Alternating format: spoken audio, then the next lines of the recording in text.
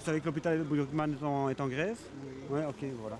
Donc, une petite règle d'information. Ils sont là le mouvement depuis qu'il y a 6 heures du sur matin la Belgique aujourd'hui.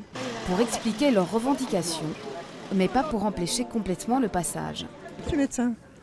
Bah bon, il faut bien s'occuper des patients. Hein. Donc on n'est pas vraiment concernés, nous, par la grève. Je veux dire, au travail. Moi, il y a beaucoup de mes collègues qui ne peuvent pas venir aujourd'hui, qui ont dû poser congé. Ça, c'est quand même dommage, parce que c'est nos patients qui vont en pâtir.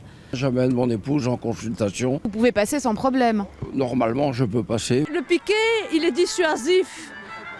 Pour les gens qui veulent absolument rentrer et aller travailler, on leur conseille d'aller parquer à l'extérieur, mais on leur distribue des tracts de façon à ce que notre action ne soit pas tout à fait inutile. N'empêche, à l'entrée, certains se montrent un peu nerveux. Il y a de l'agressivité, des gens qui ont foncé sur les délégations syndicales avec les voitures. Et Il y en a beaucoup ? oui, tout à fait. On a eu pas mal d'agressivité ce matin. À l'intérieur, l'hôpital fonctionne au ralenti. Personne à l'accueil à l'heure où nous passons. Pour le reste, la situation varie d'un service à l'autre.